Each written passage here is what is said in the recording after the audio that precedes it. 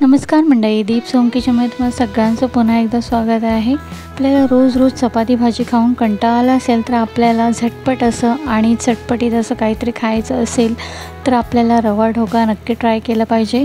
रवा ढोकळा ही अशी रेसिपी आहे, पटकन पण होते आणि कमी साहित्य लागतो आणि मुलं पण आपली एकदम आवडीने खातील अशी ही रेसिपी आहे। तर चला मग सुरुवात करूया।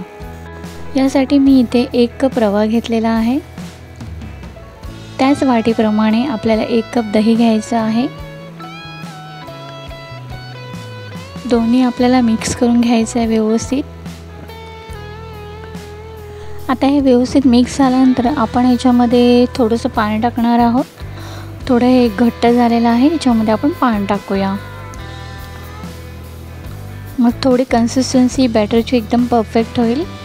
आता तुम्ही पाहू शकता आता हे बरोबर झालेलं आहे।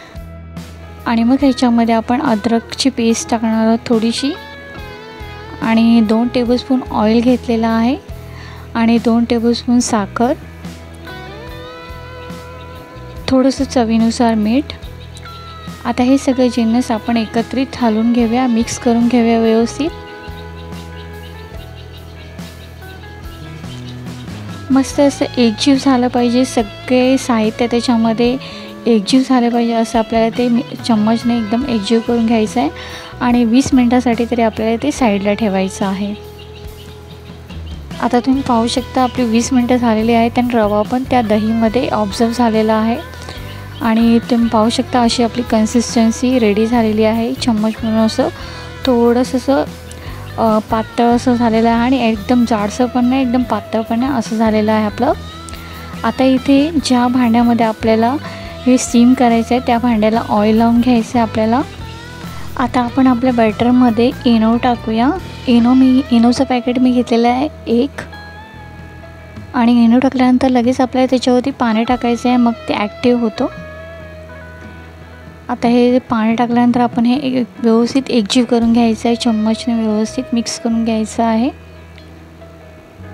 आता हे मिक्स करून झालेलं आहे। आता आपण जे तेल लावून ठेवलेलं, जे आपल्याला स्टीम करायचं ज्या भांड्यात, त्याला तेल लावलेलं आहे। आता हे त्या भांड्यात काढून घेऊया सगळं बॅटर। लगेच आपल्याला बॅटर काढून घ्यायचं आहे, नाही तर ते इनोचा ॲक्टिवनेस निघून जातो। आता ह्याच्यावरती मी थोडी रेड चिली पावडर स्प्रेड केलेली आहे। ते ऑप्शनल आहे, नाही केलं तरी चालेल, पण दिसायला खूप छान दिसतं।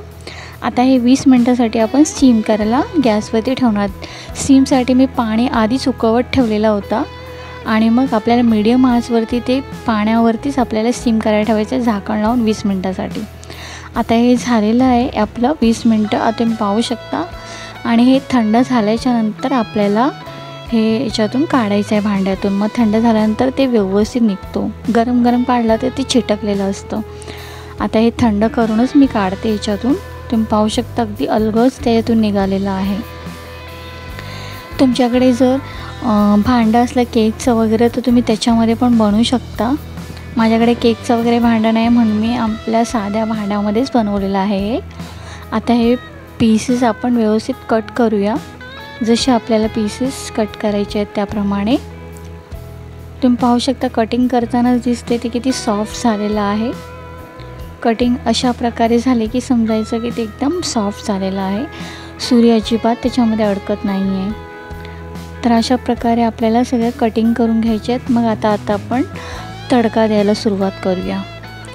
तडक्यासाठी मी तडका पॅन गॅसवर ठेवलेला आहे आणि मग त्याच्यामध्ये मी पहिला कढीपत्ता टाकणार आहे, कारण का हे तडक्या पॅनमध्ये आधी तेल टाकल्यानंतर कढीपत्ता टाकला की मग ते सगळं ऑइल तडतडला जातं, बाहेर सगळं गॅसच्या वरती येतो। आणि मग याच्यामध्ये थोडं ऑइल गरम झाल्यानंतर मग याच्यामध्ये राई मी घेतलेले 1/2 चम्मच आणि पांढरे ते जे आपल्याकडे असतात ते 1/2 चम्मच आणि मग ते थोडं तडतडून द्यायचं। मग याच्यामध्ये आपण 2 मिरच्या अशा मध्ये कट करून टाकायच्या आहेत। आता ते थोडं शिजल्यानंतर आपल्याला याच्यामध्ये साखर मी टाकलेले 1 टेबलस्पून आणि हे आहे लिंबाचा रस 1 टेबलस्पून आणि त्याच्यावरती थोडंसं पाणी टाकायचं आहे, जेणेकरून ती साखर त्याच्यामध्ये विरघळली जाईल। आता हे मिक्स करून घेऊया सगळं चम्मचने हलवून घेऊया। ही साखर त्याच्यामध्ये राहिलेली असते ती थोडी त्याच्यामध्ये विरघळून जाईल। आता हे झालेलं आहे। आता आपण हा तडका आपल्या जो ढोकळा रेडी आहे त्याच्यावरती टाकणार आहोत, कट करून ठेवलेला त्याच्यावरती. तुम्ही चम्मचने पण असं स्प्रेड करू शकता, हळूहळू टाकू शकता. मी डायरेक्ट असं टाकलेलं आहे, पण हळूवारपणे टाकायचं सगळ्या साईडला, मग तो आपला तडका सगळीकडे ढोकल्याला लागला जातो. तर आता आपला ढोकळा बघा तयार आहे एकदम सर्व करण्यासाठी. मी दाबून दाखवते, ढोकळा कसा सॉफ्ट झालेला आहे तुम्ही पाहू शकता. आणि ते आपण लाल मिरची पावडर टाकल्यामुळे ते अजून ते उठावपणा आलेला आहे. वरून थोडी कोथिंबीर स्प्रेड केलेली आहे, तर अजूनच छान दिसत आहे. आता हे सर्व करण्यासाठी आपला रवा ढोकळा एकदम परफेक्ट रेडी आहे. मंडळी, ही रेसिपी तुम्ही पण ट्राय करा, कारण का ही रेसिपी एकदम झटपट बनते आणि जास्त साहित्य यासाठी आपल्याला लागत नाही.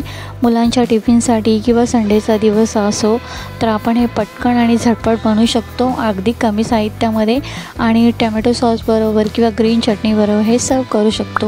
आपली मुलं पण एकदम आवडीने खातील.